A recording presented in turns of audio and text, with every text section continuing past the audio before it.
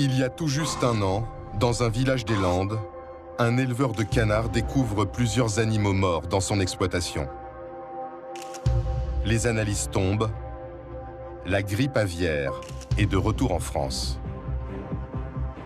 Une semaine plus tard, sur ordre de l'État, une équipe de nettoyeurs débarque pour abattre les 30 000 volailles.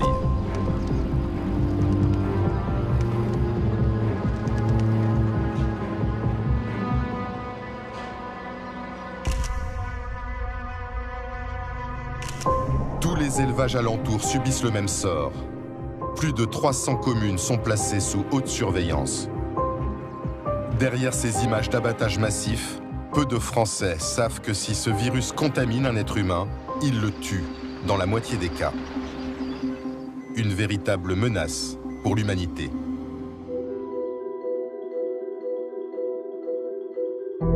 Alors faut-il craindre un scénario catastrophe? La France est-elle armée pour faire face à une épidémie de grande ampleur? La menace d'une pandémie destructrice est un risque aussi important, si vous voulez, que le changement climatique. Après le SRAS, il y a 15 ans. On s'est dit que certains d'entre nous allaient mourir, ça on le savait. Après la grippe H1N1 plus récemment. C'était une guerre, on s'est battu contre un virus, ça c'est sûr. Les scientifiques s'inquiètent d'une contagion planétaire, un virus qui ferait des millions de morts. En 2003, un médecin chinois contamine 16 personnes dans un hôtel à Hong Kong. En 48 heures, le virus se propage dans le monde entier. J'avais extrêmement mal partout, comme si je recevais des chocs électriques. Un malade en fuite importe le SRAS en France. Une course contre la montre s'engage. C'est un peu comme un feu de forêt en fait. Tant que la flamme est relativement limitée, on peut espérer éteindre le feu. À partir du moment où toute la forêt flambe, on sait qu'on ne l'éteindra pas. 6 ans plus tard, le virus H1N1 apparaît au Mexique et affole la planète. Tous les pays doivent immédiatement activer leur plan de préparation pour faire face à la pandémie grippale. Moi, j'ai un enfant qui est asthmatique. Si c'est ça la mortalité, il y a des grandes chances qu'il y passe, quoi. Dans cette bataille, l'État français mise avant tout sur une parade, les vaccins. C'était le combat de rue, hein. L'achat des vaccins. Tous les coups étaient permis. Hein. On a vacciné 5 millions de personnes. On a commandé 90 millions de doses. Vous vous rendez compte? Les Français accepteront-ils une nouvelle campagne de vaccination de masse? C'est déjà fini? Oui. On fait marcher un commerce, on le sait, il ne faut pas se leurrer, on fait marcher un commerce, et je suis contre de faire marcher ce commerce. Cellule de crise, enquête sur une traque planétaire.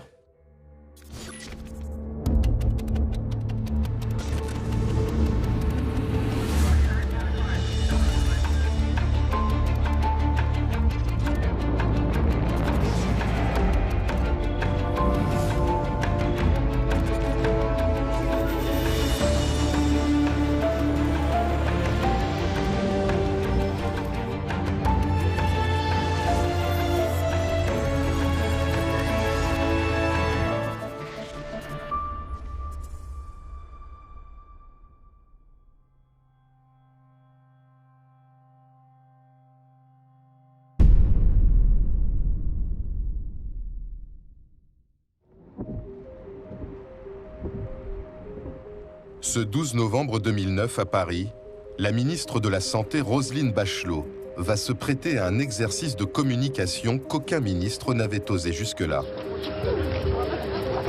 Tournez-vous vers les photographes. Elle met en scène sa vaccination contre un nouveau virus, la grippe H1N1, qui fait trembler les autorités depuis des mois. Je peux le refaire? Une autre dose.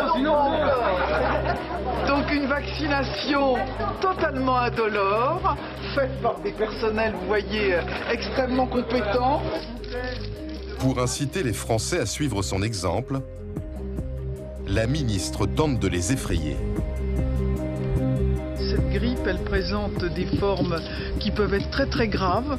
Il y a aujourd'hui 25 personnes qui sont par exemple hospitalisées dans les hôpitaux de Paris avec 10 petits-enfants qui présentent des formes extrêmement graves avec leurs poumons qui sont détruits, qui sont attaqués par le virus H1N1. Mais les Français ne croient pas au danger de cette grippe. Seuls 8% d'entre eux se font vacciner. Pendant 3 mois, les centres de vaccination restent vides. La plus grande opération sanitaire de l'histoire de France devient son plus grand fiasco.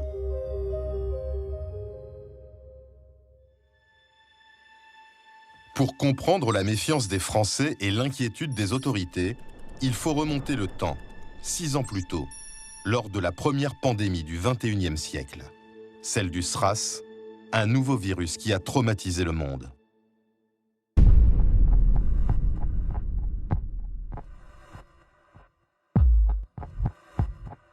À Hong Kong, ce 11 février 2003, une rumeur inquiète la communauté scientifique. À la faculté de médecine, le spécialiste des virus Malik Peiris a entendu parler d'une maladie mystérieuse qui aurait fait des centaines de morts à Canton, en Chine, à 2 heures de train. Les choses étaient très confuses. Il y avait beaucoup de rumeurs. Certaines disaient qu'il s'agissait d'une grippe, d'autres parlaient d'une bactérie. On a aussi appris que la population de Canton paniquait. Les gens dévalisaient les magasins pour acheter du vinaigre, car ils croyaient à tort qu'en faisant bouillir du vinaigre, cela stériliserait l'air et les protégerait de la maladie. L'État chinois refuse de donner des précisions, alors que cette maladie peut contaminer Hong Kong d'un moment à l'autre. Face à cette menace imprévisible, Malik Peiris envoie 2 de ses collègues à Canton. Sans prévenir les autorités, ils prennent le train pour passer la frontière qui sépare Hong Kong du reste de la Chine.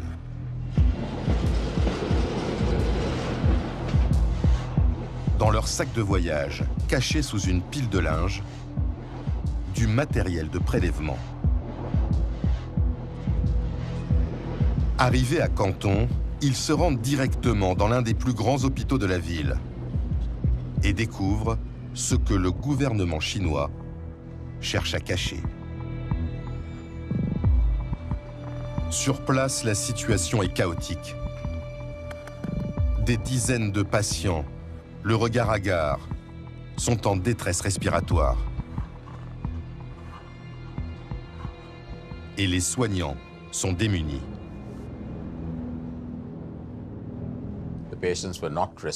Les patients ne réagissaient pas aux antibiotiques que nous avons l'habitude d'utiliser. Il y avait plusieurs malades au sein de même famille. Et ce qui était très surprenant, c'est qu'il y avait des foyers de contamination dans les hôpitaux. Avec la complicité d'un médecin local, les 2 scientifiques de Hong Kong font des prélèvements de salive et des prises de sang. De peur d'être repérés par les autorités, ils doivent quitter la Chine au plus vite. Dans le train du retour, ils sont contrôlés à la frontière par les douaniers chinois. S'ils fouillent le sac et trouvent les prélèvements, les chercheurs encourent la peine de mort.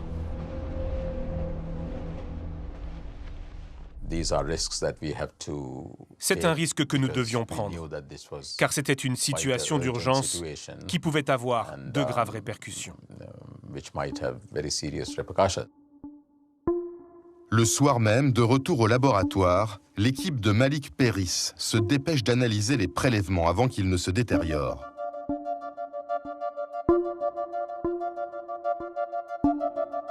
Ils vont les examiner pour identifier l'agent infectieux. Mais aucun des tests connus ne fonctionne. Nous les avons testés sur tous les virus respiratoires que nous connaissions. Mais ça n'a rien donné. À ce moment-là, nous nous sommes dit que c'était peut-être un agent inconnu. Ce scientifique est le premier à comprendre qu'un nouveau virus meurtrier vient d'apparaître. Mais il est déjà trop tard.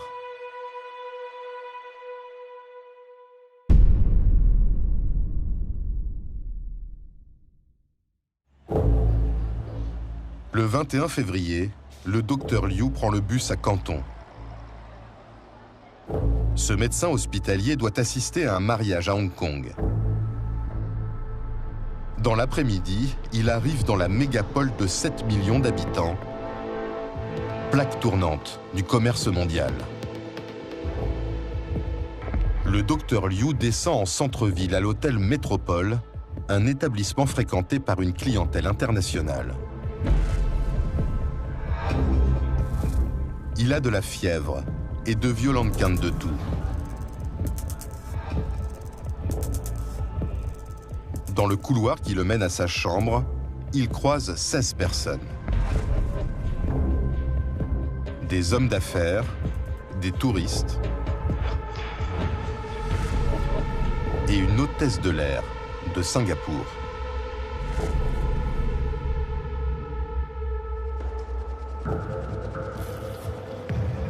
Dans les 48 heures qui suivent, les voisins de chambre du docteur Liu vont prendre leur avion. L'hôtesse de l'air retourne à Singapour.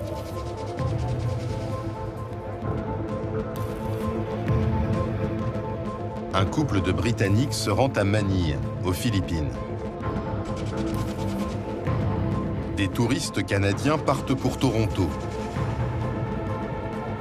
Johnny Chen, un New-Yorkais, décolle pour Hanoï, au Vietnam.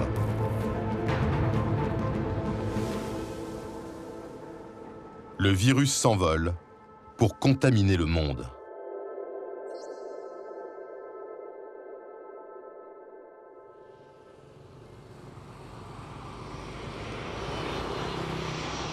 Le 23 février, un avion en provenance de Hong Kong atterrit à Hanoï, la capitale du Vietnam.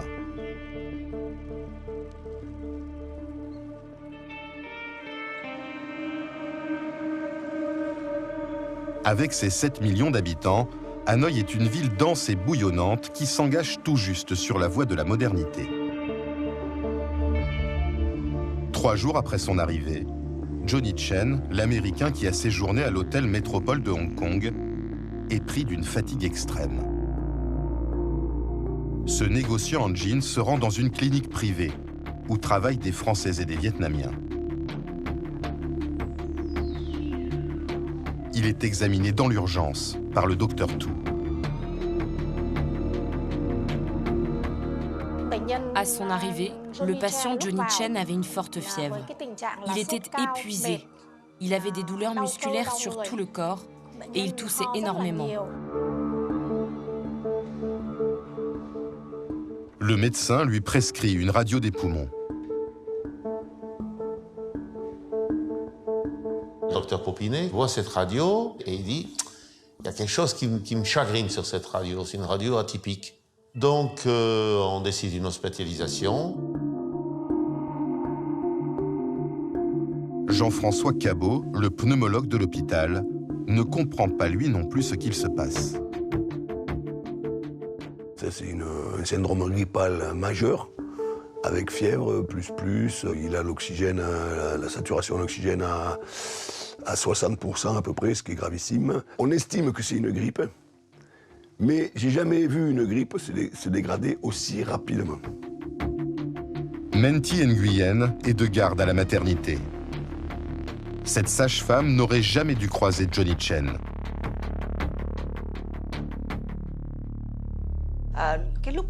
Ce soir-là, il y avait beaucoup d'accouchements à faire. Nous étions débordés. À un moment, j'ai dû me rendre aux urgences où était Johnny Chen pour emprunter un appareil de transfusion. Les soignants ne se protègent pas de la contamination. Un anesthésiste et une infirmière vont même intuber Johnny Chen pour l'aider à respirer. Il le fait comme je suis, à main nue, sans masque. C'est-à-dire qu'il ne prend pas le temps. Parce que le mec, il va mourir, donc, laryngoscope, tube, dans la trachée, bim bam, au revoir, respirateur, c'est bon. Inquiète, le docteur Tu appelle l'Organisation mondiale de la santé pour alerter sur ce cas atypique. Au siège à Genève, la direction ne fait pas le lien avec l'épidémie en Chine. Pendant 10 jours, le mystérieux virus continue de se propager.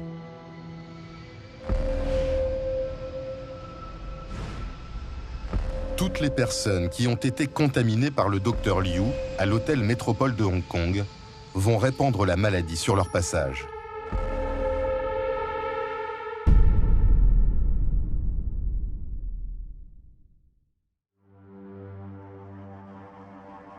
Une semaine après son arrivée à l'hôpital français d'Hanoï, Johnny Chen, le négociant en jean américain, est à l'article de la mort. Et certains soignants ressentent les premiers symptômes. Le premier jour, j'ai ressenti une fièvre très étrange. J'ai pris les médicaments les plus forts, mais ma température restait très élevée. Et puis j'ai commencé à avoir froid et à frissonner. Je me recouvrais de plusieurs couvertures, mais j'avais toujours aussi froid. J'avais extrêmement mal partout, comme si je recevais des chocs électriques. Et j'avais l'impression que ma tête allait exploser. Vient ensuite le tour du pneumologue Jean-François Cabot. Je suis à Hanoï avec les potes, on est au resto, et puis on rentre à pied en fait pour rentrer à l'hôtel, il y a 3 km à faire après, et puis j'arrive pas à les suivre. Je suis crevé, et j'ai des douleurs, j'ai des myalgies, et j'ai des frissons. Le même jour, 6 autres soignants tombent malades.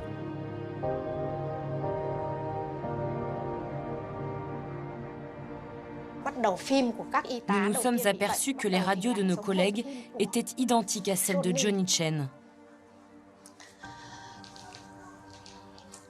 Là, nous avons compris qu'ils les avaient tous contaminés et qu'il y aurait forcément des cas aussi graves parmi nous.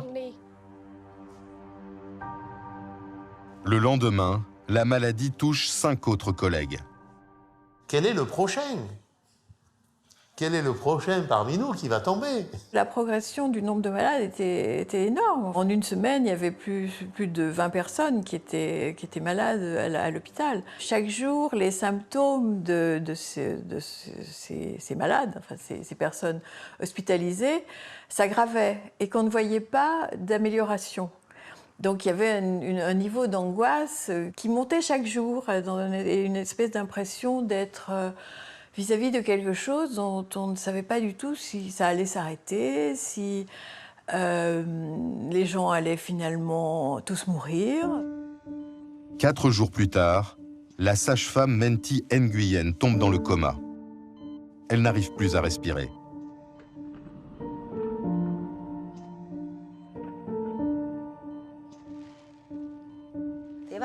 Ils ont décidé de m'ouvrir la gorge. Une infirmière devait actionner une pompe manuelle pour faire entrer l'air dans mes poumons.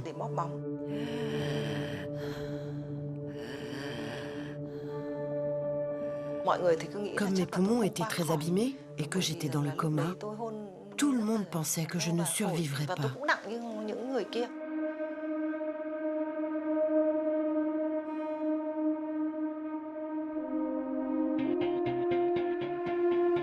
À ce moment-là, la plupart des médecins français de l'hôpital, effrayés par cette étrange maladie, rentrent en France précipitamment. Ah bien, il y en a qui sont partis, depuis le départ. Des médecins français, d'autres personnes qui ont, pour différentes raisons, hein, mais sont partis. Oui. Et hop, ils quittaient le bateau. Donc, Seuls 4 médecins français sur 12 restent à l'hôpital. Alors qu'aucun soignant vietnamien ne quitte son poste. Ensemble, ils doivent affronter un ennemi dont ils ignorent tout. Nous, on ne savait même pas par quels moyens l'infection se disséminait. On ne savait pas si c'était par les postillons, on ne savait pas si c'était par la salive, si c'était par le contact. On ne savait pas si, comme la grippe, c'était par l'air. Donc on ne savait rien de tout ça, donc il fallait vraiment chasser partout. Pour faire barrière au virus, chaque soignant porte une combinaison intégrale, 2 paires de gants et des lunettes. Le secteur où les malades sont regroupés est bouclé par des bâches. Le matériel stérilisé entre par l'ascenseur. Tout objet souillé repart par les escaliers. C'était une guerre, on s'est battu contre un virus, ça c'est sûr. Et le plan d'action qui a été mis en place, c'était mis en place exactement comme une armée quand ils vont au combat. Il y a un premier bataillon qui est là, s'il tombe, il y a le 2e bataillon qui arrive derrière, s'il tombe, le 3e bataillon qui est là. Et puis ensuite, on peut arrêter, puisqu'il n'y aura plus personne. le personnel décide de se cloîtrer dans l'hôpital. Plus personne ne peut ni entrer, ni sortir. On s'est dit tous ensemble qu'on allait fermer l'hôpital pour que ça aille pas ailleurs. Et par contre, ce qu'on s'est dit, c'est que certains d'entre nous allaient mourir. Ça, on le savait. Médecins et infirmiers campent dans des dortoirs improvisés et se relaient 24 heures sur 24 au chevet de leurs 26 collègues contaminés.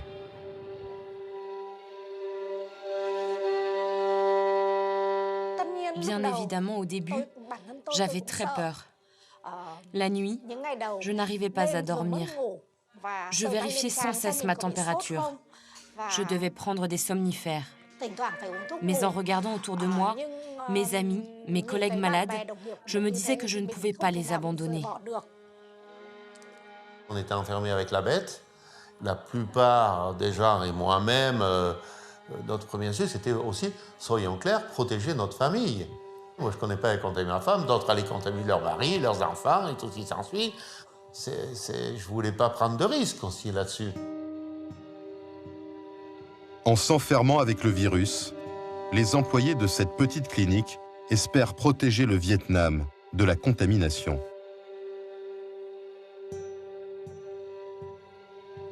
Alors que les Vietnamiens l'ont tout de suite repéré, au cœur de la moderne Hong Kong, la maladie se propage sans que personne ne s'en rende compte.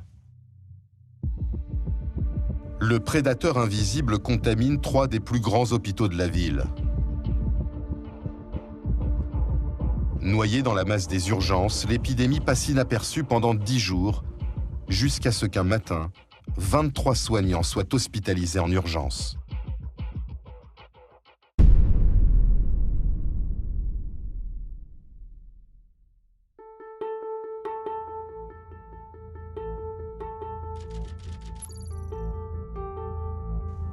À Genève, alertée par les pays touchés, la direction de l'OMS décide qu'il est temps d'avertir le monde. C'est la première fois que nous lançons une alerte mondiale. Nous faisons cela pour prévenir le plus rapidement possible les populations et les autorités sanitaires de tous les pays qu'il y a en ce moment une maladie qui peut se répandre sur la planète entière. L'ambiance à l'OMS, c'est un peu branle-bas de combat. Est-ce qu'on va pouvoir faire face? Est-ce qu'on ne va pas être dépassé? Une épidémie, c'est une course contre la montre, puisqu'il faut le plus tôt possible, tant qu'elle est gérable, intervenir. Les experts de l'OMS nomment cette maladie inconnue du nom de ses symptômes. Ils l'appellent le SRAS, syndrome respiratoire aigu sévère. Et pour la première fois dans l'histoire de cette agence de l'ONU, ses dirigeants déconseillent aux voyageurs de se rendre dans les régions touchées, au risque de froisser les États concernés. Les pays ne sont pas contents, forcément. Quand vous dites qu'il y a un problème au Vietnam, par exemple, c'est tous les voyages au Vietnam qui sont touchés, alors qu'il ne se passe rien dans le sud du Vietnam. Quand vous dites que Toronto est touché, le Canada est un grand pays, donc tout le Canada, tout d'un coup, est touché. Une alerte donc inédite de l'OMS, mais aussi des contrôles aux frontières renforcés. Oui, dans les semaines qui suivent, Hong Kong va s'équiper de caméras thermiques. Donc c'est un lourd dispositif qu'ils mettent à la sortie des avions et qui existe toujours d'ailleurs aujourd'hui. Quand j'étais à Hong Kong, j'ai pu passer à travers. Oui, des caméras devant lesquelles passent les passagers pour prendre leur température en fait. Tout à fait. Donc quand tout va bien, ils sont verts, n'ont pas de fièvre. Et dès qu'ils ont plus de 38 degrés, ils deviennent rouges. Car la peur des autorités, si on comprend bien, c'est que ce virus débarque en Europe, débarque en France via des passagers infectés. Les autorités le pressentaient, mais cette fois, on le constate vraiment concrètement et dramatiquement avec le SRAS, c'est que les avions sont le meilleur allié des virus. L'Organisation mondiale de la santé a fait un scénario catastrophe. Elle a calculé qu'un virus qui quitterait Lagos, au Nigeria, à bord d'un avion, et on s'est basé sur des vols réels d'avions, eh bien ce virus mettrait moins de 20 heures pour atteindre les États-Unis, et qu'en 26 heures seulement, le virus atteindrait l'Australie, autrement dit, il aurait fait le tour de la planète. On comprend donc l'urgence de la mise en place de ces caméras thermiques. Sont-elles efficaces? Oui, le problème c'est qu'elles ne sont pas efficaces, c'est l'OMS qui le dit, parce que d'une, il faut que chaque passager stationne 1 minute devant le détecteur pour être repéré. On sait bien que dans un aéroport c'est pas possible, ça ferait des files d'attente ingérables. Et de deux, si je prends du paracétamol, que j'ai de la fièvre, une demi-heure plus tard, j'ai plus de fièvre. Et la France, elle met en place aussi ces caméras thermiques? Non, nous avons une autre logique. C'est aux équipages des avions de repérer les malades et de les signaler auprès des aéroports. Et ensuite, les malades sont exfiltrés et isolés. Mais ça paraît totalement aléatoire. Oui, mais en même temps, il faut savoir que le trafic aérien, c'est 10 millions de passagers par jour. Donc comment empêcher un virus de prendre l'avion et de se propager sur la planète ?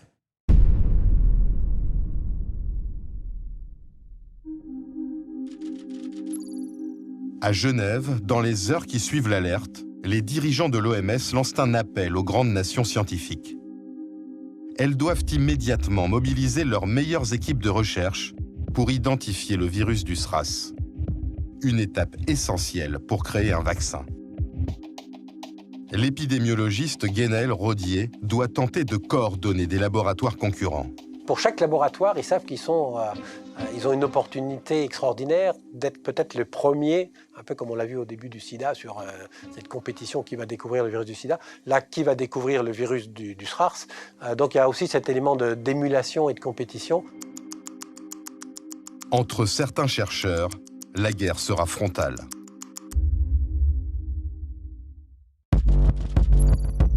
À Paris, au ministère de la Santé, une réunion est organisée en urgence.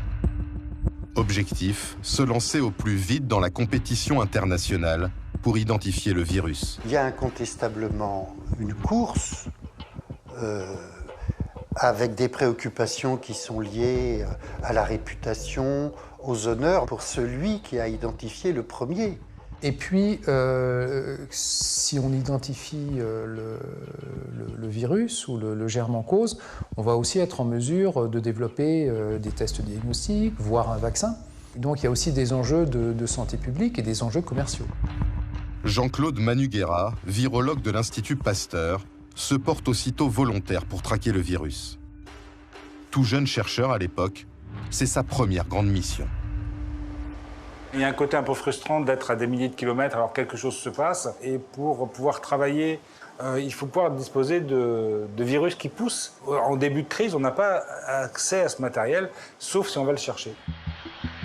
2 jours plus tard, Jean-Claude Manuguera, accompagné d'une équipe de médecins, atterrit au Vietnam.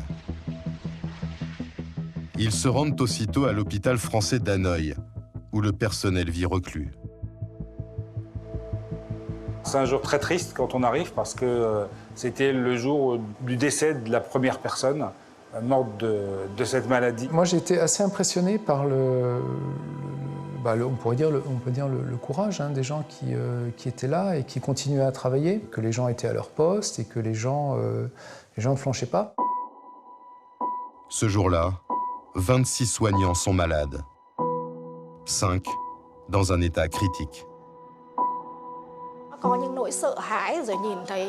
J'avais très peur quand je voyais mes amis, mes collègues, qui étaient en train de mourir.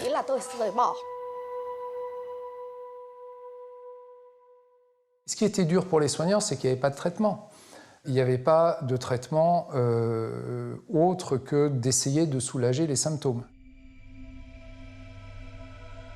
Autour de l'établissement, les rues se sont vidées. Dans la ville, les rumeurs les plus folles courent sur cet hôpital qui rendrait malade.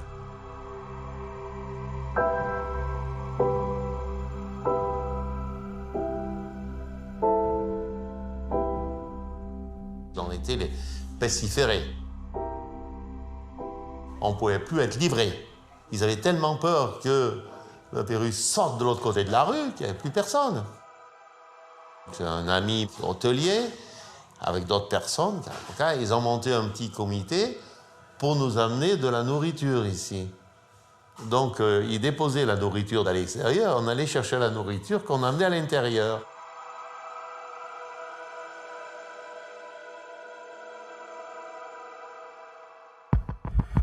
Aussitôt arrivé, Jean-Claude Manuguera, le virologue missionné par Paris, se lance dans la traque du virus.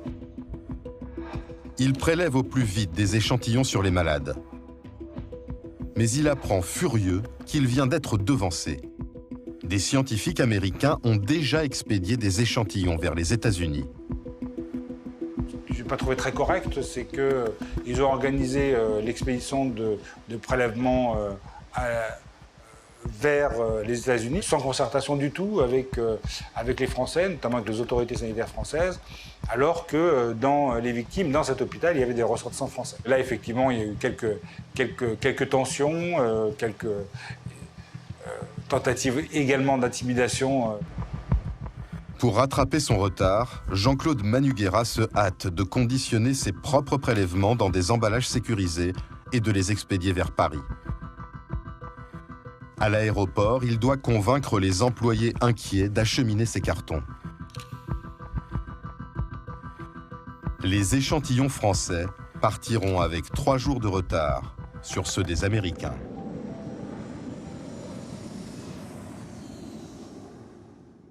Pourquoi cette folle compétition, on l'a vu, entre chercheurs américains et chercheurs français? Il faut savoir que les enjeux sont énormes et c'est quelque chose que j'ai découvert lors de mon enquête. Il y a un peu un tabou de la part des chercheurs à en parler. Ils ne veulent pas dire qu'en fait ils font ça aussi pour les honneurs, parce que pour un chercheur, avoir la reconnaissance internationale, c'est exister et c'est obtenir des financements et des subventions pour sa recherche. Mais en somme, c'est la guerre commerciale qui dicte cette course au vaccin. Il faut avoir une bonne idée des deux forces en présence. D'un côté, vous avez un mastodonte de la recherche, les Américains du CDC, le Centre de contrôle des maladies. 12 000 employés, ils sont installés à Atlanta, mais ils sont présents dans 120 pays. Et côté français? Côté français, un institut bien connu de tous, l'Institut Pasteur, c'est 130 ans d'excellence dans la recherche médicale, c'est 10 prix Nobel, donc c'est vraiment 2 champions de la recherche qui se font face. Une guerre commerciale, une guerre entre 2 nations, en somme, les États-Unis et les Français, exacerbée par un contexte diplomatique particulier. Oui, on est en pleine guerre en Irak et un mois auparavant, Dominique de Villepin, qui était ministre des Affaires étrangères, a fait son célèbre discours à l'ONU où il critiquait l'intervention militaire en Irak. Et la France refuse de combattre aux côtés des Américains. Tout à fait, et là ça les froisse beaucoup. Et donc quand Jean-Claude Manuguera, qui est le virologue qui est à Hanoï, arrive là-bas, ils sont un contexte de tension, les Américains sont froissés, ils n'ont pas du tout envie de collaborer avec nous.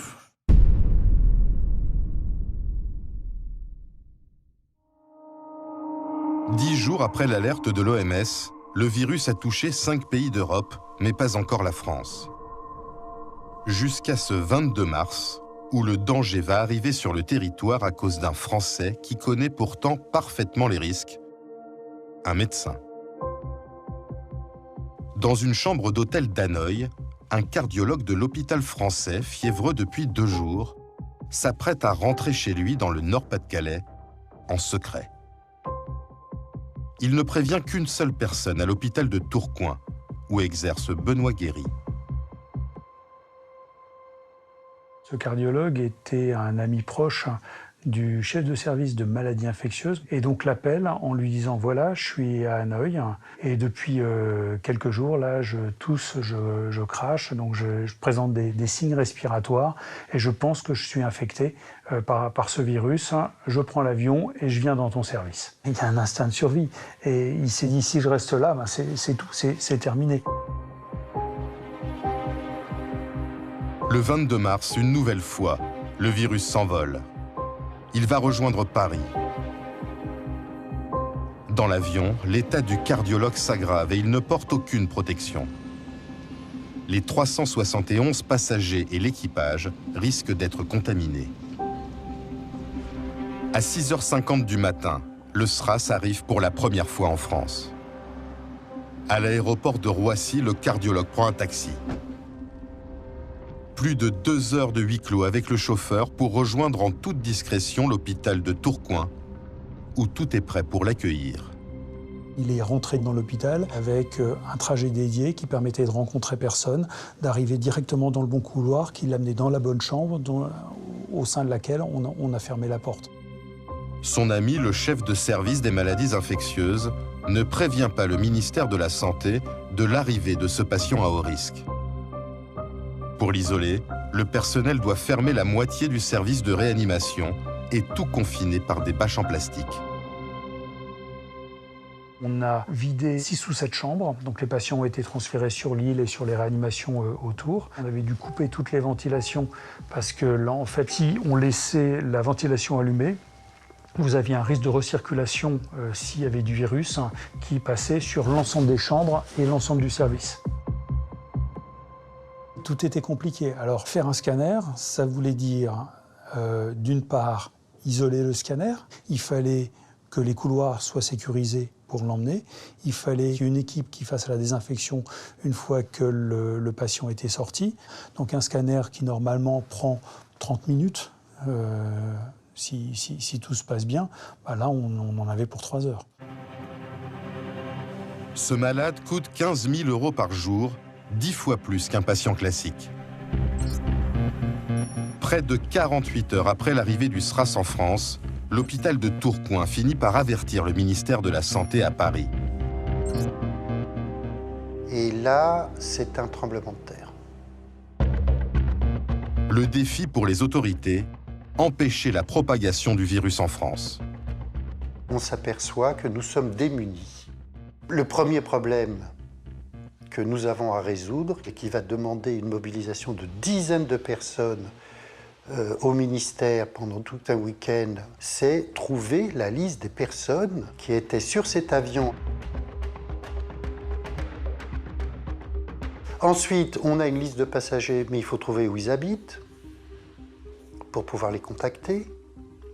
Donc les préfectures sont mobilisées. Ensuite, il faut trouver des éléments de langage, c'est-à-dire il faut être vis-à-vis de ces gens-là suffisamment persuasif pour leur faire comprendre qu'il faut qu'elles voient un médecin. Ce qui veut dire que quand même, il faut clairement leur expliquer qu'il y a une menace grave. Et sur tout ça, en fait, on bricole, les procédures ne sont pas prêtes, on invente au cas par cas. Grâce à cette enquête sur le vol Hanoï-Paris, le ministère de la Santé retrace le parcours du malade du SRAS.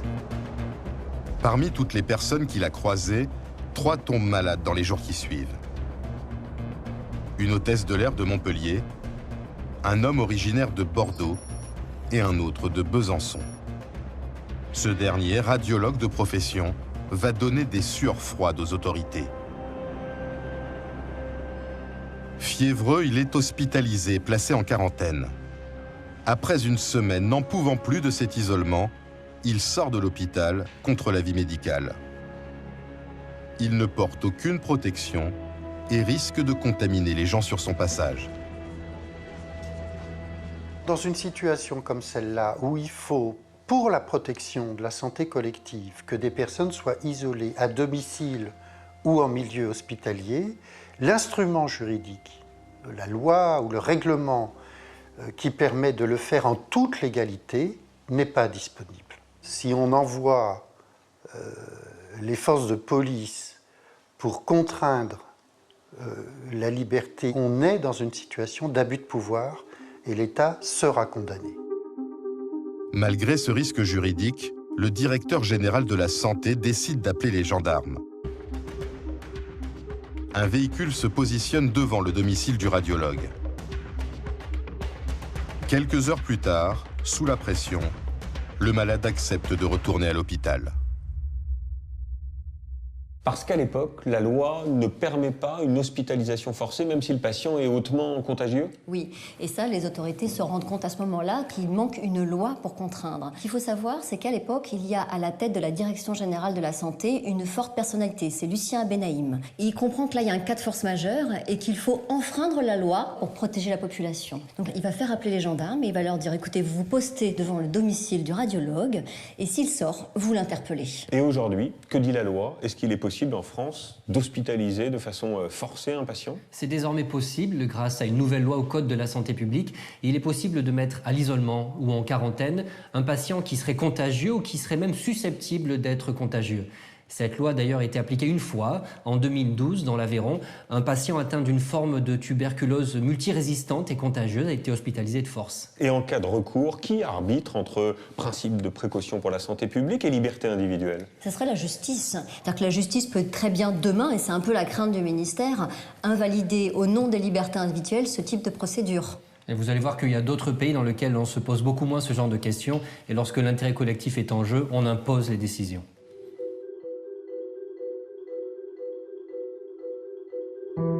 À Hong Kong, un mois après le début de l'épidémie, le SRAS a déjà infecté près de 500 personnes. Pour protéger la population, le gouvernement doit prendre des mesures extrêmes. À 2h30 du matin, le commandant de police Mike McCulley reçoit un appel.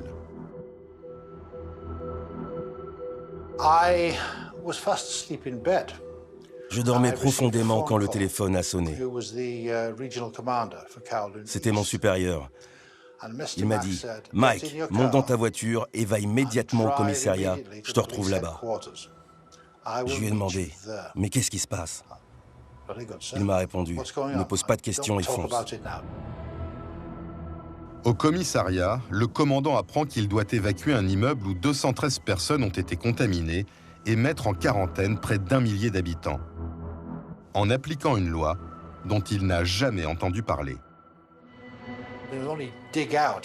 La dernière fois que cette loi a été utilisée, c'était en 1898, pour la peste. Ça vous donne une idée. Je me souviens avoir dit à mon chef, « Monsieur, avez-vous déjà vu cette loi ?» Il m'a regardé et il m'a répondu, « Non. Mais je sais qu'il ne faut pas discuter, car mon Dieu, grâce à cette loi, les autorités sanitaires ont tout pouvoir et ils utiliseront la force si nécessaire. »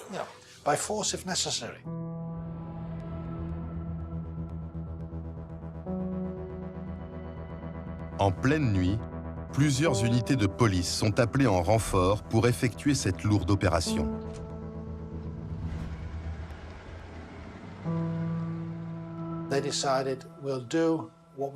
Nous avons décidé d'intervenir au petit matin, quand tout le monde dort encore. C'est très important d'agir tôt pour empêcher les personnes infectées qui ne se sentent pas malades de quitter leur domicile. Si elles vont au travail ou à l'école, comme elles en ont l'habitude, on les perd dans la ville. À l'aube, des centaines de policiers et de médecins en combinaison intégrale débarquent dans la résidence et bouclent le périmètre.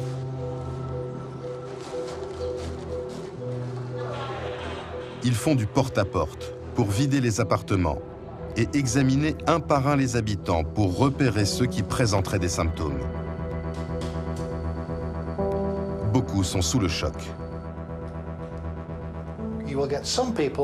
Il y avait des gens qui paniquaient.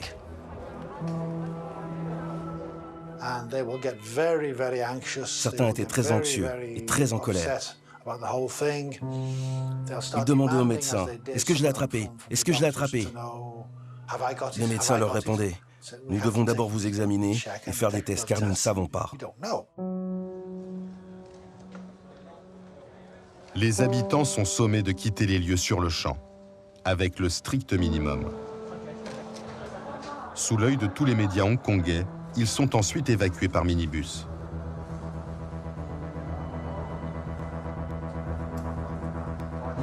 Les policiers font seulement attention à ne pas séparer les familles.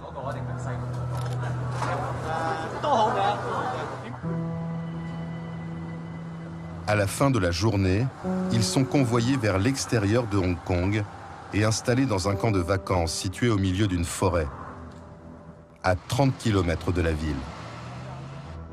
Ils y vivront enfermés pendant 10 jours.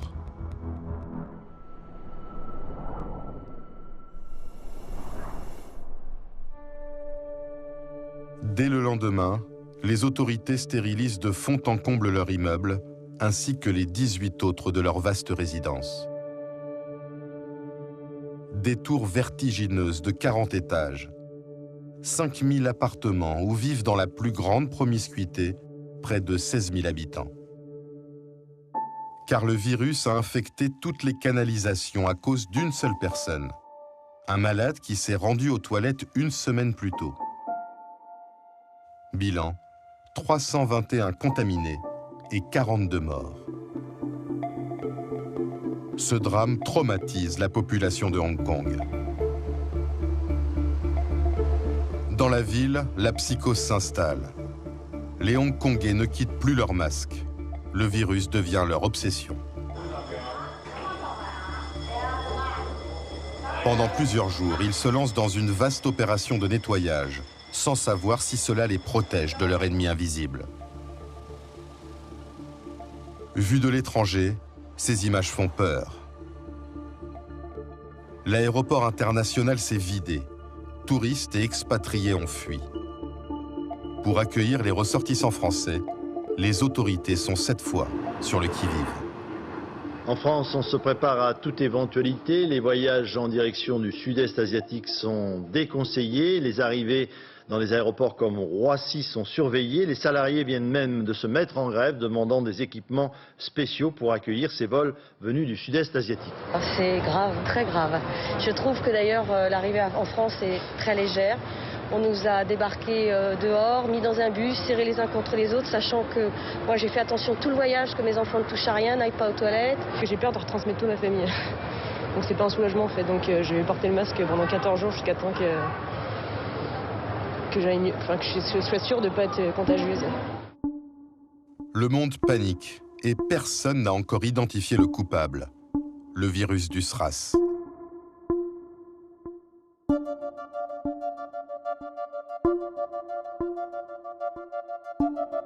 À l'université de médecine de Hong Kong, un petit laboratoire de biologie travaille sans relâche depuis le début de la pandémie pour repérer l'agent infectieux. À sa tête, Malik Peiris, le scientifique qui avait rapporté illégalement des prélèvements de Chine. Son équipe de 6 chercheurs tente sa chance face au plus grand laboratoire du monde. C'était très tendu. Nous devions travailler 20 heures par jour. Nous avons analysé des centaines d'échantillons. Repérer le virus, c'était comme trouver une aiguille dans une botte de foin. Un virus peut être 5000 fois plus petit qu'une cellule et il ne s'attaque pas à n'importe quel organisme. Pour le repérer, les chercheurs tentent de l'inoculer à toutes sortes de tissus cellulaires. Mais rien ne se passe. Jusqu'au jour où ils ont l'idée de le tester sur des cellules de cerveau de singe.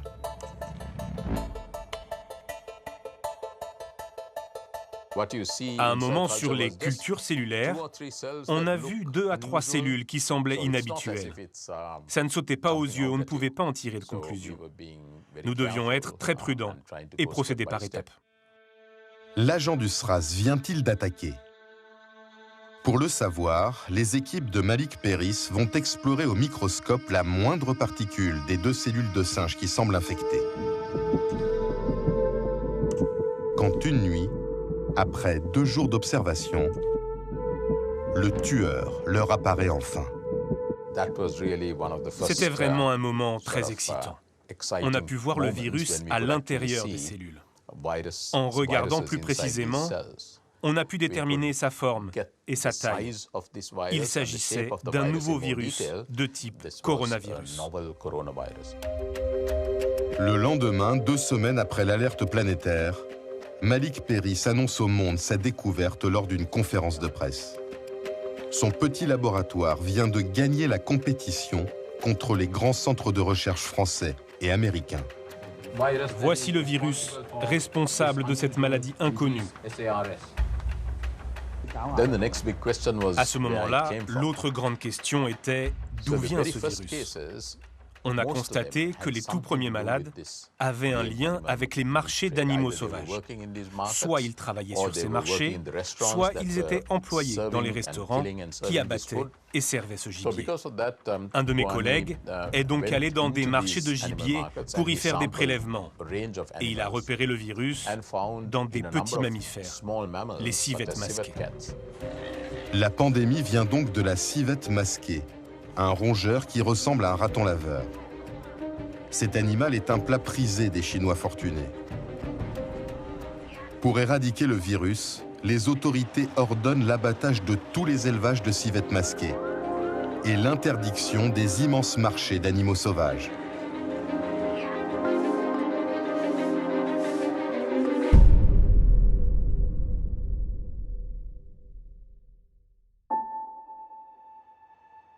À l'hôpital français d'Hanoï, la guerre contre le SRAS dure depuis plus d'1 mois. 39 personnes sont tombées malades.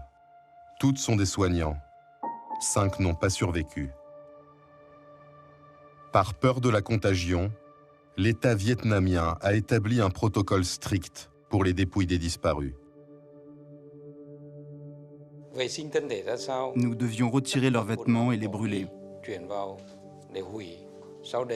Ensuite, nous devions nettoyer leur corps avec un produit désinfectant, puis l'emballer dans un sac avant de le mettre dans un cercueil.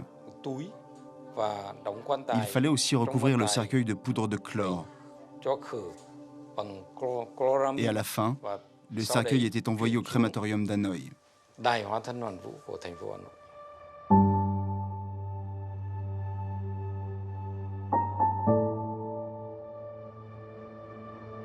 Pour les Vietnamiens, brûler un corps est contraire à la tradition.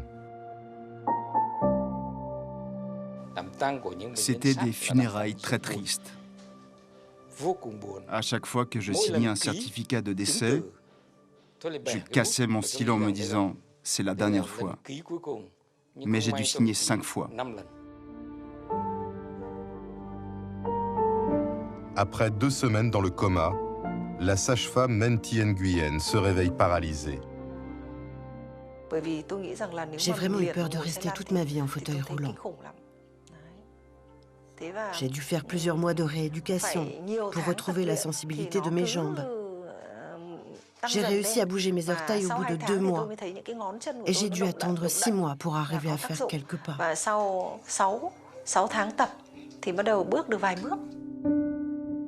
Le pneumologue Jean-François Cabot ouvre les yeux lui aussi, après 10 jours de coma. Un traumatisme encore douloureux aujourd'hui. Et ça, dans ma tête, ça, je me rappelle, et je pense que physiquement, ça m'a coûté beaucoup parce que j'ai dû dépenser une énergie phénoménale pour pas crever. Ce que je peux vous dire, c'est que je voulais pas mourir. Voilà. Une fois le dernier malade guéri, l'armée vietnamienne débarque pour une désinfection complète des locaux.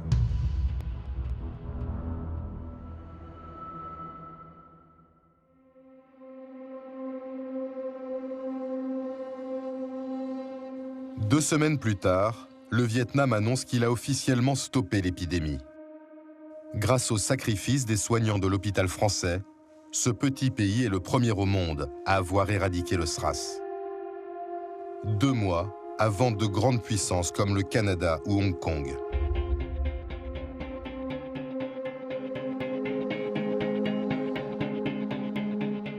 Dans le monde, le virus du SRAS a touché 29 pays. Près de 800 personnes en sont mortes, dont le docteur Liu, le médecin de Canton qui a contaminé l'hôtel de Hong Kong, Johnny Chen, le négociant en jean de New York, et le cardiologue français, hospitalisé à Tourcoing.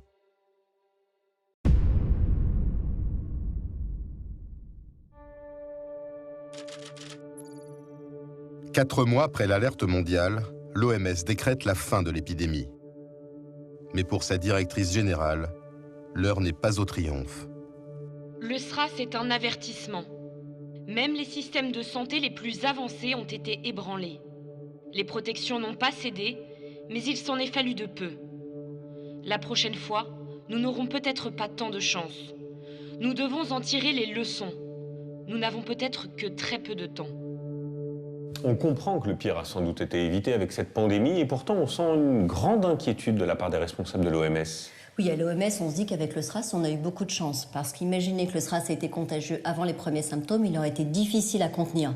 Le SRAS, c'est premier symptôme, fièvre, tout, on est contagieux, on isole le patient et on éradique la maladie. Oui, et donc on comprend que le malade infecté est facilement détectable, ce qui n'a pas toujours été le cas dans l'histoire. Non, cette épidémie a réveillé un vieux traumatisme chez tous les virologues et les scientifiques, celui de la grippe espagnole. C'est cette épidémie qui a massivement frappé le monde en 1918-1919. Les estimations varient entre 30 et 100 millions de morts. C'est très imprécis. Il y a une certitude, c'est que ça tue beaucoup plus de monde que la Première Guerre mondiale. Donc après le SRAS, c'est la perspective de cette grippe, comme la grippe espagnole, qui inquiète les autorités?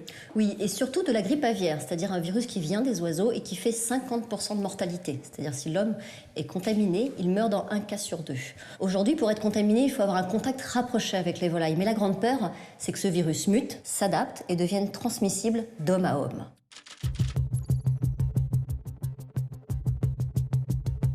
À Genève, omnubilé par cette menace, l'OMS se met en ordre de bataille. Elle recrute une quinzaine de spécialistes de la grippe, comme Sylvie Briand. Le SRAS, c'est un peu le réveil matin, on va dire. Et une fois que tout le monde est réveillé, les gens se disent qu'est-ce qu'on fait maintenant? Il faut qu'on se prépare. Et donc, entre 2003 et 2009, en fait, il y a énormément de discussions au niveau mondial sur comment on se prépare. Parce qu'évidemment, la préparation, ça ne peut pas être que chaque pays qui se prépare tout seul, puisque ces virus ne connaissent pas les frontières. Donc, forcément, il faut qu'on soit tous préparés. L'agence de l'ONU demande à tous les États de se doter d'un plan de lutte contre la pandémie grippale. La France est l'un des premiers à s'y atteler.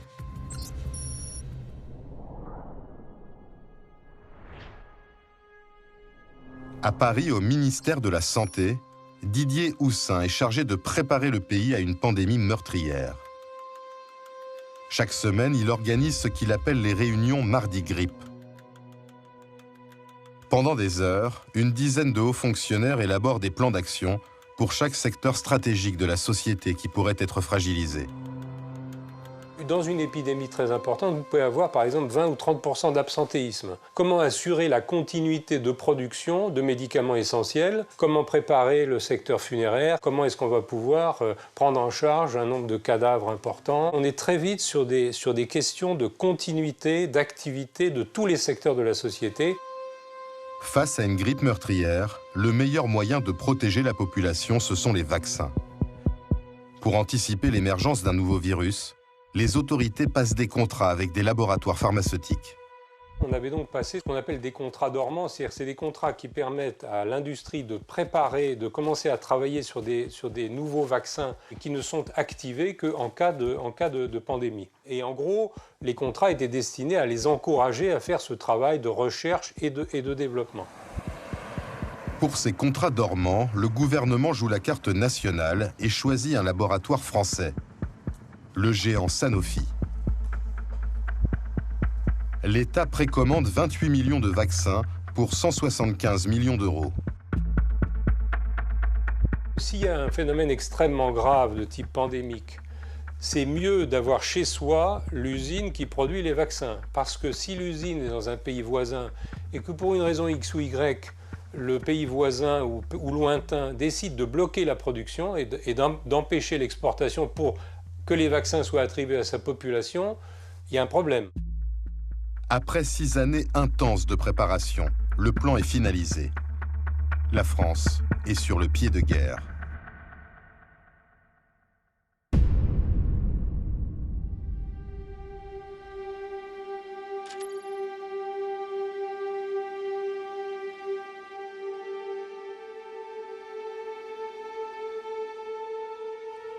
À minuit à Genève, Keiji Fukuda, le numéro 2 de l'OMS, reçoit un appel des États-Unis. On m'appelle pour me dire qu'une maladie infectieuse est détectée à Mexico. Les tests montrent qu'il s'agit d'un nouveau virus grippal de type H1N1 qui a un fort pouvoir de contamination. Nous sommes face à un risque d'épidémie mondiale. Cette fois, l'OMS réagit immédiatement. En pleine nuit, elle active son centre de crise. Cette salle stratégique a été conçue pour gérer les épidémies et surveiller leur propagation sur la planète. Des dizaines de spécialistes sont mobilisés. Ils entrent en contact avec les médecins mexicains et découvrent les premières images d'un Mexique en état d'urgence sanitaire.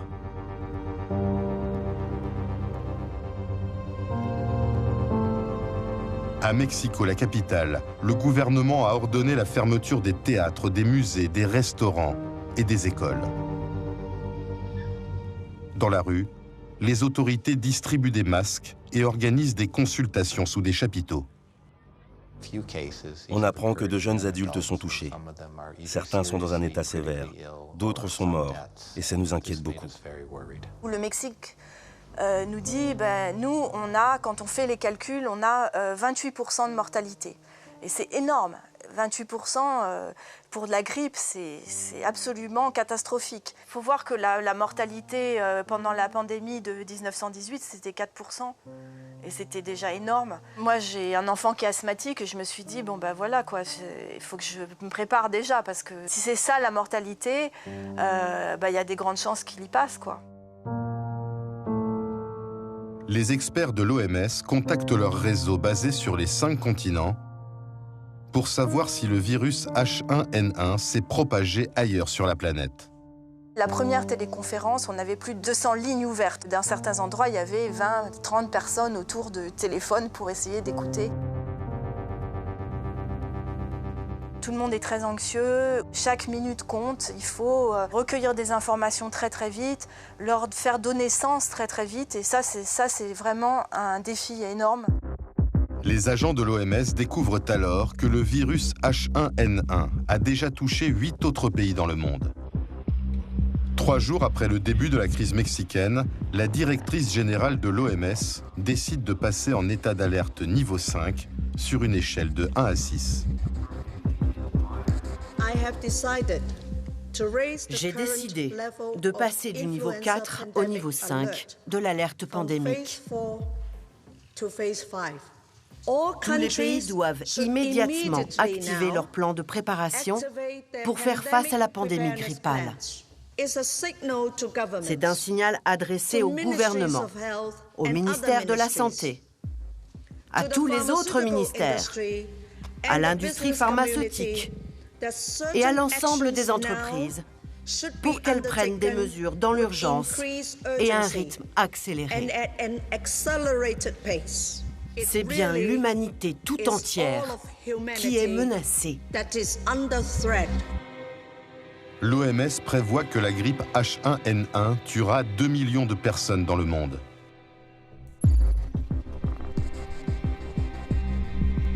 Le jour même, à Paris, suite à l'annonce de l'OMS, le président de la République Nicolas Sarkozy organise une réunion d'urgence à l'Élysée. La ministre de la Santé Roselyne Bachelot y participe.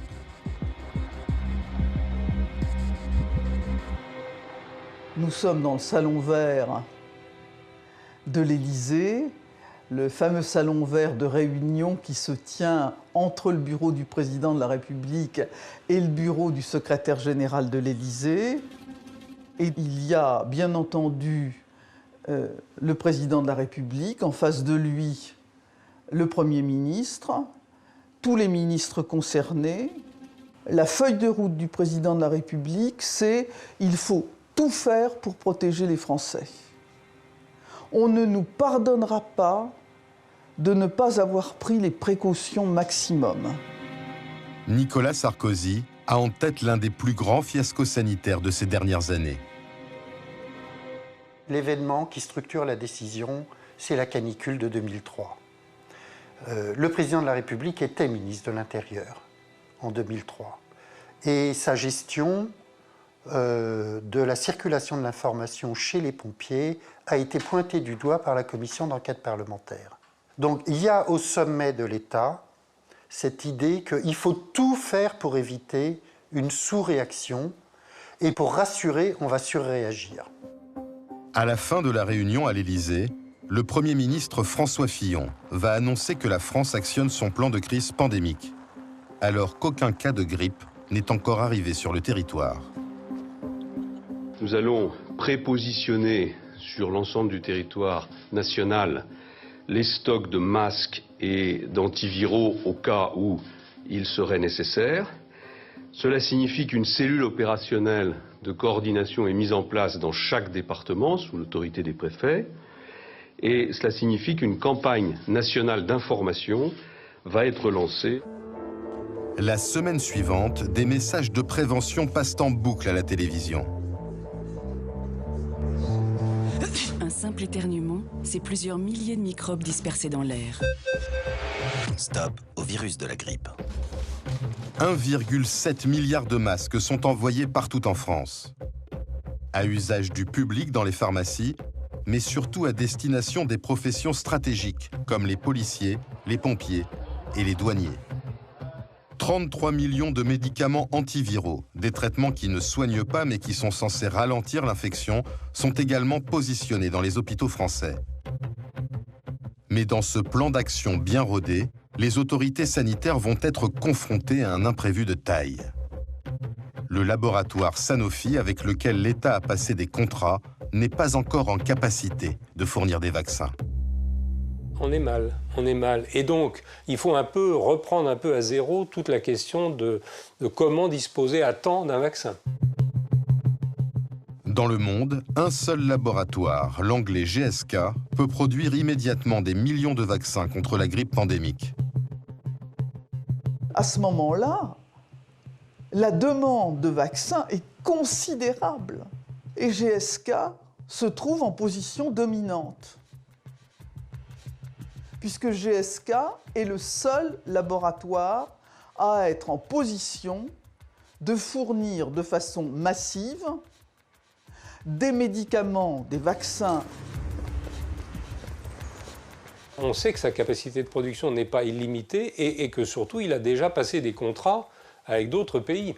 Et donc là, il y a un moment un peu délicat où effectivement, il faut essayer de convaincre malgré tout ce laboratoire que si on pouvait avoir une petite partie de la production, ça nous arrangerait bien. Quelques jours plus tard, GSK fait une proposition à l'État français. Le laboratoire impose son prix, 7 € la dose, près de 2 fois le prix d'un vaccin contre la grippe classique. La France a 48 heures pour répondre. Dépêchez-vous, signez, sinon les autres vont signer avant vous, les autres auront des vaccins et pas vous. Les autorités n'ont pas du tout envie de se faire doubler par les voisins. C'était le combat de rue, hein, l'achat des vaccins. Tous les coups étaient permis. Hein. Combat de rue, nous dit Roselyne Bachelot, sont des mots plutôt inhabituels dans la bouche d'une ministre de la Santé. Pourquoi ces mots, combat de rue ? Ce qu'elle nous explique en gros, c'est que la France avait des moyens de pression dans cette compétition entre les pays et qu'elle ne va pas hésiter à ce moment-là à faire du chantage. De quelle manière ? J'ai une anecdote, moi. Il y a un membre de son cabinet qui m'a expliqué qu'un jour, face à un laboratoire, lors d'un rendez-vous, ils sont arrivés avec la liste de tous les médicaments que le laboratoire vendait en France et présentant cette liste en leur disant « Écoutez, si vous n'acceptez pas de nous vendre des vaccins, certains de ces médicaments risquent de ne plus avoir d'autorisation de vente. » Car l'enjeu pour l'État français, c'est d'acquérir le maximum de doses possibles pour vacciner sa population. Dans ce contexte de compétition entre États pour se procurer les vaccins, les Français veulent être alimentés plus que les autres et plus rapidement que les autres. D'où ce bras de fer.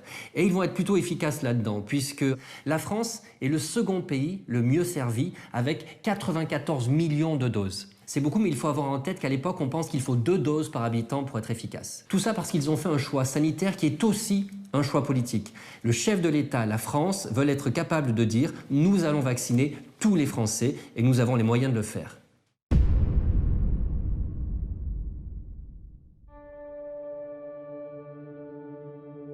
Plus de 2 mois après le début de l'épidémie mondiale, en France, la grippe H1N1 n'a touché que 450 personnes. Aucune n'en est morte. Mais les autorités sanitaires redoutent l'hiver, car par temps froid, les virus deviennent très contagieux. Elles prédisent qu'il fera 30 000 morts. C'est sur la base de ces estimations que ce 15 juillet, Roselyne Bachelot annonce que tous les Français qui le souhaitent pourront se faire vacciner. J'ai négocié dans un contexte que vous connaissez de production mondiale limitée l'acquisition de vaccins à hauteur de 94 millions de doses. Ça représente 1 milliard d'euros, point de vue coût. Pour rassurer la population, c'est la ministre en charge de la Santé qui incarne la campagne de vaccination. Pourtant, en coulisses, ce n'est plus elle qui décide, mais le ministre de l'Intérieur, Brice Hortefeux. Une mise à l'écart que Roselyne Bachelot désapprouve. C'est pas faire injure aux fonctionnaires du ministère de l'Intérieur que de leur dire qu'ils ne connaissent pas très bien ce que c'est qu'un virus et qu'une épidémie. Chacun son métier, les vaches seront bien gardées, et les virus aussi. Je dis au Premier ministre, François Fillon, je lui dis, mais peut-être serait-il judicieux de laisser le pilotage de cette affaire au ministère de la Santé. Il me dit non, les préfets n'obéiront jamais au ministre de la Santé. Place Beauvau, le ministre de l'Intérieur a sous ses ordres une armée de 250 préfets pour organiser la plus grande opération sanitaire de l'histoire de France. Afin de vacciner plus de 60 millions de Français, Brice Hortefeux va leur ordonner de réquisitionner du personnel et des gymnases sur tout le territoire. Les préfets sont des acteurs interministériels, ils ont un pouvoir de rassemblement autour d'eux de tout un tas d'acteurs. En quelques semaines, on a été capable de monter 1000 centres de vaccination dans des gymnases, de façon organisée, avec des fonctionnaires de l'éducation nationale, des impôts qui étaient prêts à venir travailler, etc. Donc il y a eu une capacité d'organisation que moi je trouve assez remarquable. Cette décision de vacciner en dehors des cabinets médicaux est la première erreur politique du gouvernement. Fin juillet se tient une réunion qui va tout faire basculer. Le ministère de la Santé convoque plusieurs syndicats de médecins, dont le président de la puissante Confédération des syndicats médicaux. Avec ses confrères, il apprend que les généralistes sont exclus du dispositif de vaccination. Évidemment, tout de suite, je suis intervenu pour dire qu'on était là dans une folie. D'abord, on était inutile. Deuxièmement, nous étions humiliés. Ça veut dire qu'on ne reconnaissait pas en nous la capacité de vacciner. Ce qui m'a été répondu, c'est que, en fait, je ne connaissais rien. En fait, nous n'étions pas au fait de ce qui se passe en temps de guerre. Les médecins comprennent aussi qu'ils vont passer à côté de millions de consultations. On est sorti furieux de cette réunion et nous avons clamé haut et fort, on l'a dit publiquement, que nous allions à la catastrophe. Dans les semaines qui suivent, de nombreux médecins s'abordent la campagne de vaccination dans l'intimité de leur cabinet. Les médecins ayant été exclus du dispositif de vaccination n'auront de cesse de dire à leurs patients, on en a la preuve, on a des enquêtes qui le montrent, qu'il ne faut pas se faire vacciner par le vaccin H1N1 et qu'il faut se contenter du vaccin saisonnier habituel. Écoutez, c'est pas qu'on n'a pas encouragé. Alors, oui, parce que alors, le comble, c'est qu'on nous demandait de demander à nos patients d'aller dans les gymnases. C'est quand même assez compliqué d'aller expliquer l'inverse de ce que vous sentez et de ce que vous croyez bon. On a eu beaucoup de mal à expliquer quand même à nos patients qu'il fallait qu'ils aillent dans le vaccinodrome et que c'était mieux pour eux. On a eu du mal. Parce que franchement, on ne peut pas demander de participer à quelque chose auquel on n'adhère pas. Nous n'adhérions pas à cette campagne. Voilà. En quelques semaines, l'opinion bascule. Notez les résultats de ce sondage CSA pour le journal Le Parisien. À la question « Avez-vous peur d'attraper la grippe A ?», 80% des Français répondent non, contre 18% de oui. C'est un résultat net. Le virus n'inquiète pas. Pour moi, c'est vrai, j'ai pas une vision catastrophique d'une grippe qui finalement doit...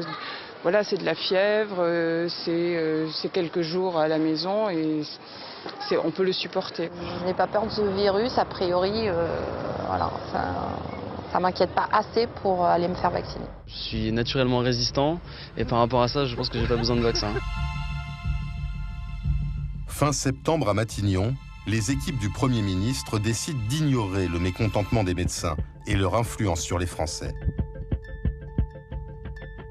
En conférence de presse, François Fillon se félicite même de ses choix stratégiques. La préparation que nous avons mis en place depuis maintenant plusieurs mois fonctionne. La stratégie que nous avons, avec Mme Bachelot, décidée est une stratégie qui est adaptée. Elle est adaptée aux nécessités de la lutte contre l'épidémie. Dans la salle, plusieurs journalistes tentent de tempérer cet optimisme en citant des sondages inquiétants. Comment vous réagissez? Est-ce que ça veut dire que les campagnes d'information du gouvernement ont échoué? Pour beaucoup de nos concitoyens, cette pandémie est pour le moment théorique. Et actuellement, la progression de la pandémie est très très rapide. Et donc beaucoup de ceux qui peut-être ne se sentent pas concernés par la vaccination vont au contact de la montée de la pandémie sans doute changer d'avis. L'épidémie meurtrière tant annoncée n'arrivera jamais. Quelques jours plus tard, le ministère de la Santé reçoit le premier bilan officiel sur la mortalité du virus H1N1. En 6 mois, il n'a tué que 4000 personnes dans le monde, loin des 2 millions prévus par l'OMS. l'épidémie est là, mais donne une maladie qui est plutôt moins grave que le virus de la grippe habituel. Quand on reçoit ce signal en France en septembre, vraisemblablement, on ne tire pas les leçons de l'expérience. Il y a une sorte de machine qui est lancée, c'est une machine militaire, c'est une campagne militaire de vaccination, et cette machine est lancée et on ne peut plus l'arrêter. La question de savoir s'il fallait arrêter est une question qui n'est pas si facile, hein. C'est un peu comme un gros paquebot. L'arrêter ou le faire changer de cap, c'est pas évident, il y a une inertie extrêmement grande. Dans les laboratoires pharmaceutiques, les chaînes de fabrication de vaccins sont lancées. Cette production de masse a été déclenchée en moins de 6 mois.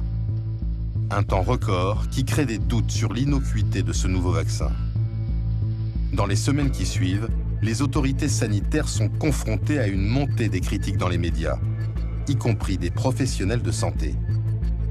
Donc là, il y a un bénéfice-risque entre, d'un côté, une grippe qui va durer une semaine et d'autre part, un risque faible mais réel d'avoir une maladie que vous aurez toute la vie. On vous propose de vous protéger contre une grippe dont il n'est même pas sûr que vous allez la faire et que vous allez la faire sous une forme grave. Et en échange, on vous apporte sur un plateau des particules virales, on vous apporte des adjuvants ou pas d'adjuvants, on vous apporte du mercure, enfin des conservateurs, et on vous dit, comme c'était pressé, on n'a pas eu le temps de bien regarder, on n'a pas eu le temps de faire les études. Si des infirmières, comme c'est le cas, disent « moi je ne me ferai pas vacciner, je suis infirmière, je ne me ferai pas vacciner », ça a un impact considérable. On n'a peut-être pas mesuré suffisamment que ça pouvait se produire.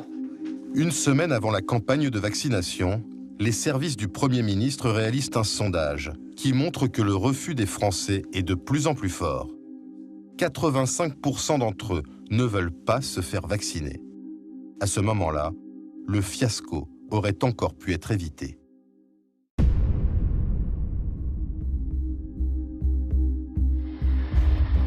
Malgré les réticences de l'opinion, le gouvernement s'obstine et la campagne est lancée. Sous escorte de la gendarmerie, des centaines de milliers de vaccins traversent la France pour rejoindre plus de 1000 centres de vaccination. C'est ce jour-là que la ministre de la Santé se met en scène. 33 000 infirmiers et médecins sont mobilisés. Mais les Français boudent l'opération et les gymnases restent déserts. Vous voyez, là, on était 4 médecins cet après-midi pour 2 box de consultation, une salle d'attente vide, pas de patients, pendant que nos patients, en ce moment à l'hôpital, n'ont pas de médecin pour s'occuper d'eux. Pour sauver la campagne et écouler les millions de vaccins, Roselyne Bachelot multiplie les déclarations de plus en plus alarmistes. Vous savez que quand on a vu dans un service hospitalier le parenchyme d'un petit bébé atteint irrémédiablement par le virus A/H1N1, qu'on a vu en réanimation des femmes enceintes, des jeunes gens présenter des formes fulminantes et mourir en 2 ou 3 heures avec cette forme de grippe, eh bien je vous assure... je vous dis la vérité. Je suis ministre de la Santé, je viens pour vous dire la vérité. Nous avons eu dans la semaine qui vient de s'écouler 16 morts à cause de la grippe A/H1N1. Ce chiffre est en augmentation de 50% par rapport à la semaine précédente. Et cette évolution terrible, en quelque sorte, nous la voyons partout en Europe. Des gens vont mourir parce qu'ils ne seront pas vaccinés. J'ai du mal à comprendre comment un discours alarmiste, ou disons plutôt un discours de responsabilité, peut décourager les gens de se faire vacciner. Et pourtant, seuls 8% des Français se font vacciner. L'État finit par résilier la commande de 50 millions de doses. Au total, cette campagne coûtera près de 600 millions d'euros, alors que la grippe H1N1 ne fera que 302 victimes, 6 fois moins que la grippe classique.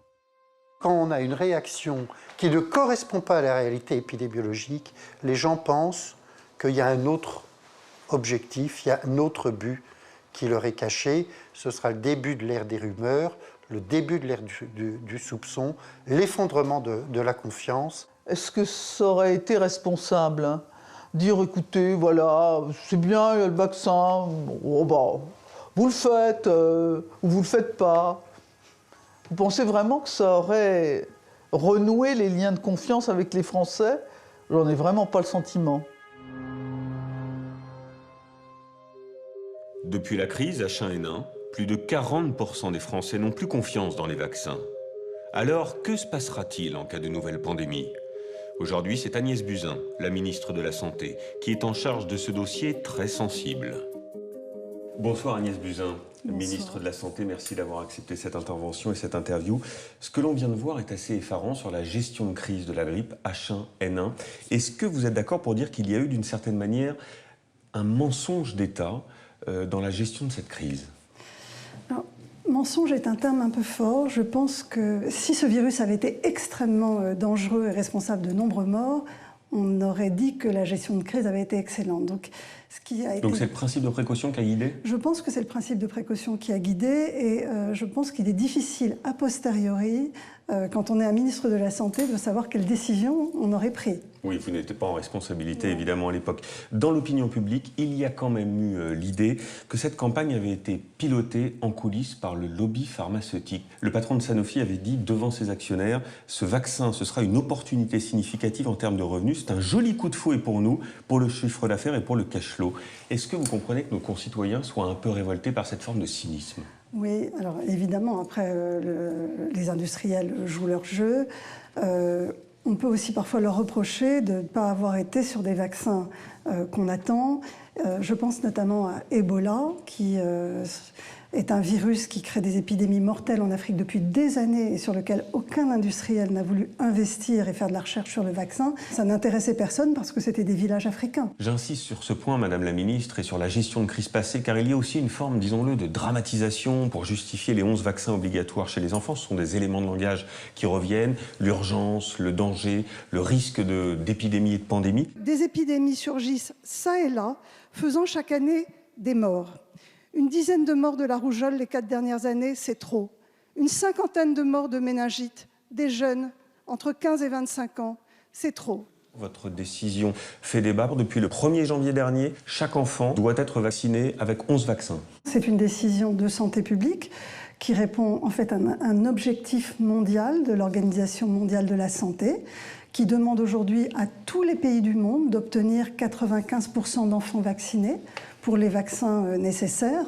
Et la France en est loin. De fait, il reste 20 à 30% des enfants qui ne sont pas vaccinés aujourd'hui, avec la résurgence d'épidémies, parfois mortelles, avec des enfants qui font des handicaps à vie. Pourquoi, Agnès Buzyn, ce caractère obligatoire, alors qu'on sait que l'injonction, c'est ce qui crée de la défiance? 40% aujourd'hui, c'est ce que montre ce rapport, 40% des Français sont méfiants vis-à-vis des vaccins. Ils ont plus peur des vaccins que de la maladie. Comment vous l'expliquez ça? Alors, d'abord parce qu'ils ont oublié la maladie. Grâce à ces vaccins, qui sont produits pour certains d'entre eux depuis des dizaines et des dizaines d'années, les vaccins ont sauvé des millions et des millions de vies. Aujourd'hui, tous ces vaccins sont totalement sûrs, ils sont recommandés par l'Organisation mondiale de la santé pour tous les pays du monde. Il y a des centaines de millions de doses qui sont distribuées partout dans le monde. Donc ces vaccins sont sûrs. Et la France est le petit village gaulois chez qui le doute s'est installé. Il y a beaucoup de documents qui circulent sur Internet. Il y a une grande mobilisation des anti-vaccins. On va en découvrir une affiche saisissante. Je suis un des enfants décédés par mort subite du nourrisson, dit cette affiche, post-vaccin. Quelle stratégie vous mettez en place au sein du gouvernement pour lutter contre ce type d'information? D'abord, est-ce que c'est de la désinformation? Oui, c'est une fake news complètement, puisque l'ensemble des études scientifiques qui ont été menées montrent qu'au contraire, les vaccins protégeraient. La dernière étude faite en Angleterre montrerait plutôt qu'il y a moins de morts subites du nourrisson chez les enfants vaccinés. Et puis les réseaux sociaux sont aujourd'hui un média sur lequel il est très difficile d'intervenir en temps réel. Quand vous êtes une institution, on a plus l'habitude des grandes campagnes. Et c'est quelque part la responsabilité des pouvoirs publics que de protéger les gens, même s'ils ont des angoisses et des doutes. Un peu comme quand on a rendu le port de la ceinture obligatoire. Y aura-t-il des contrôles, Madame la Ministre, pour vérifier que les enfants ont bel et bien été vaccinés? Donc le carnet de vaccination sera demandé à l'entrée en collectivité. C'est exactement ce qui est fait dans beaucoup de pays industrialisés, notamment aux États-Unis. Les vaccins ne sont pas obligatoires aux États-Unis, mais en fait, vous ne rentrez pas en collectivité, en crèche ou à l'école si vous n'êtes pas vacciné. Donc ce sera le cas aussi en France? Ce sera pareil. Et il y aura des sanctions contre les médecins récalcitrants, contre les parents? Alors, l'objectif, c'était pas de sanctionner, c'était de rendre confiance. Donc, je n'avais pas envie qu'il y ait des sanctions financières. Je pense que les médecins prennent un risque s'ils acceptent de faire des faux certificats, parce que si un enfant meurt un jour, parce que un médecin aura fait un faux certificat et ne l'aura pas fait vacciner, je pense que sa responsabilité pénale sera engagée. Une pandémie de grande ampleur, est-ce que c'est quelque chose que vous redoutez? Oui, je crois que quand on arrive dans ce ministère, on a peur de deux choses. D'une crise autour d'un médicament où on n'aurait pas vu un effet secondaire. Et puis, évidemment, l'apparition d'un nouveau virus, d'un virus qui muterait et qui serait responsable d'une pandémie de grande ampleur. Il y a maintenant des alertes internationales, il y a des exercices que nous faisons au niveau international pour voir comment les pays réagissent par rapport à ces grandes pandémies. Pour moi, c'est une vigilance de tous les instants. Je les regarde tous les soirs. Je reçois un bulletin tous les soirs de mon administration sur l'état des épidémies dans le monde et les virus émergents. Merci Agnès Buzyn. Merci d'avoir été notre invitée pour conclure ce film, Cellule de crise. Merci de votre fidélité. À très vite pour un nouveau rendez-vous de Cellule de crise. Belle fin de soirée sur France 2.